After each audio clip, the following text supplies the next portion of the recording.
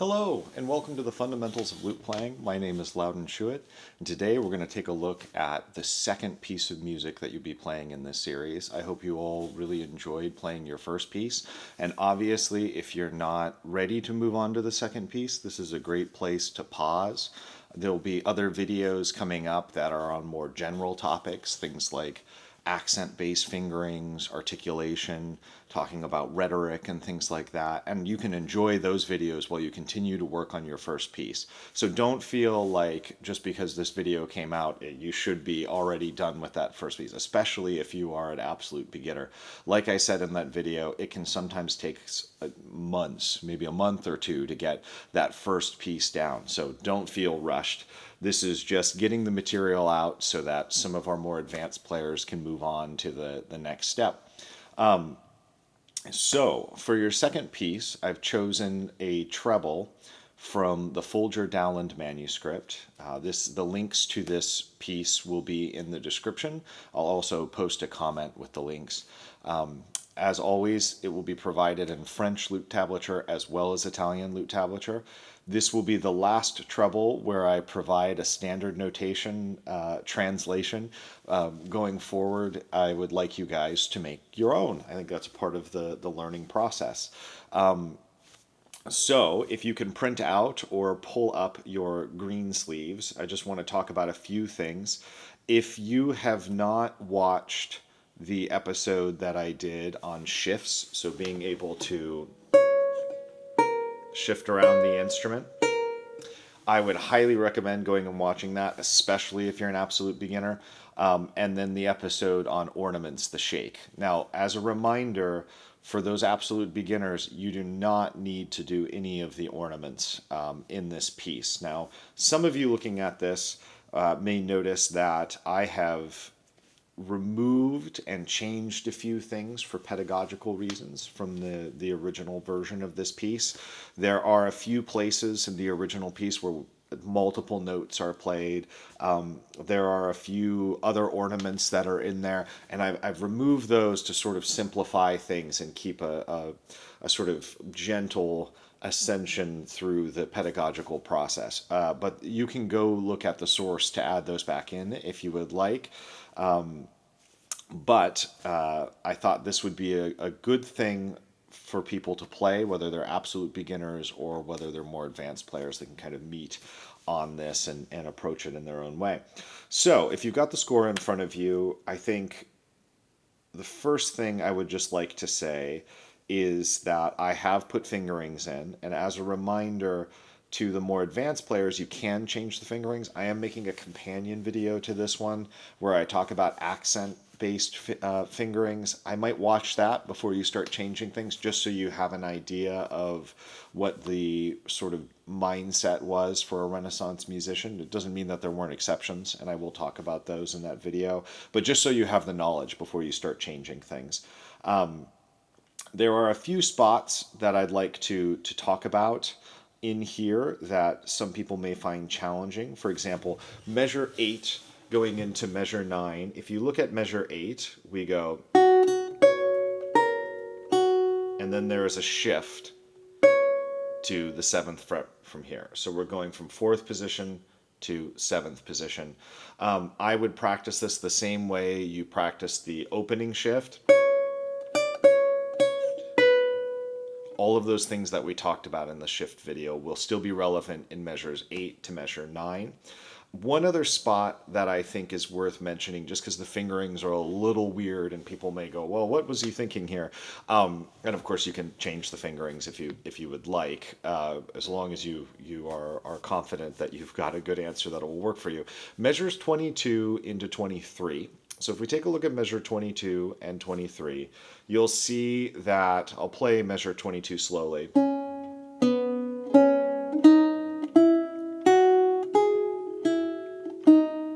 And that is the first note of measure 23.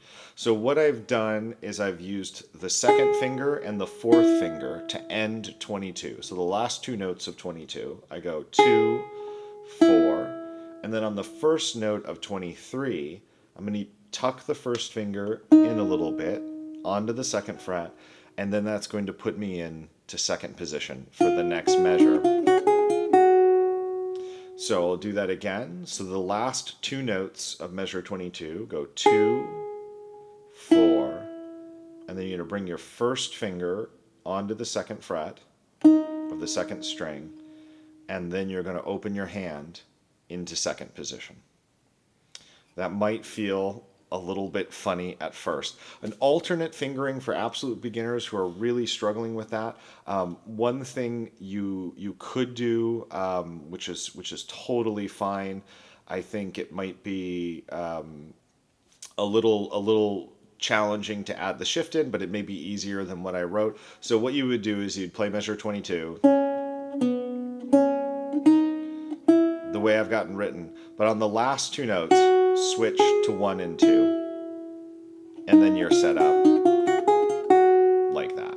So for maybe the more advanced players, using what I wrote, which is 2 and 4 at the end of 22, and then just tucking that first finger in.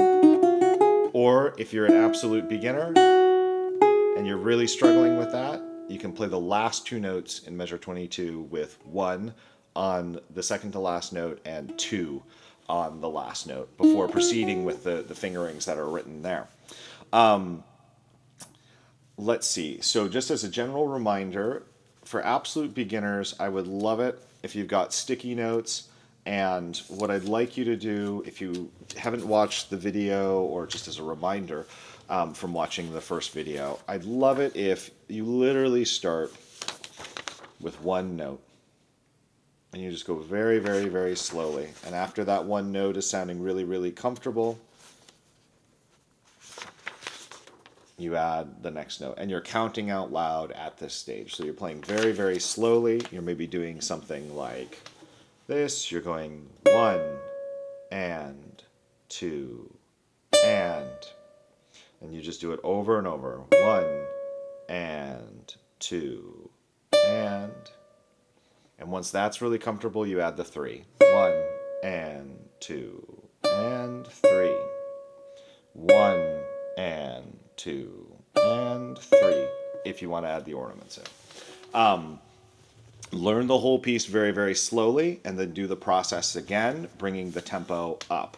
For more advanced players who are starting to get more comfortable with the French lute tablature, and you feel like you can sort of hone in on things a little bit better. This is especially if I'm talking to somebody who's a classical guitar player, an experienced classical guitar player. What you may want to do is read through the whole piece. I would still do it slowly, probably. And mark off those spots that are really nasty. For example, you may have a hard time with shifts because you're adjusting from your classical guitar. So this spot, that might be hard. And what you can do is you can take your sticky notes and start marking those spots off like this. Or, you know, another thing that I've seen people do is with a pencil, they'll just put little repeat signs or a little marking like that around the spot that needs attention. It doesn't matter so much. I like the sticky notes because it stops me from leaving the spot. It blocks off reading the surrounding material. So for the more advanced players, what you may want to do is actually find those tricky spots and start hitting those first and see if you can work out the mechanics of those tricky spots. And then what you can do is once those are feeling really, really good, you can go back to the beginning and start chaining your way through either at a moderate or at tempo, depending on how comfortable you are. One thing that I like to say is for the absolute beginners, efficiency is not something that you're worried about right now. What you're worried about is making every single note sound beautiful, taking your time, playing slowly before you play fast.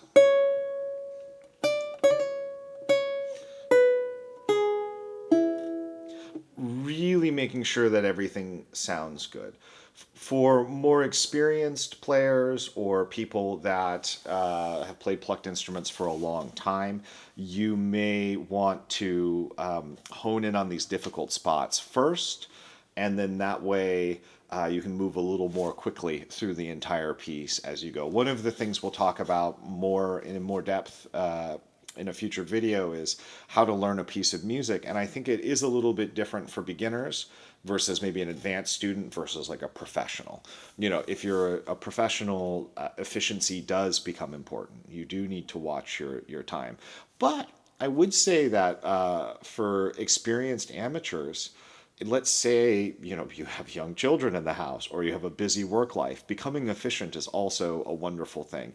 But we need to go through the process of learning what quality is and making sure that we keep the quality high. So whether you're an absolute beginner or you're even a really advanced player, you can always just learn it the way that I'm talking about with the absolute beginner, which is just start one note at a time, go very, very slowly, go through. But if you're starting to feel more confident, you can hit those difficult spots first, really hone in on them, and then chain your way through the rest of the piece to sort of put things together. That for me is the beginning of starting to build some efficiency. Down the road, we'll talk about some more tricks for that.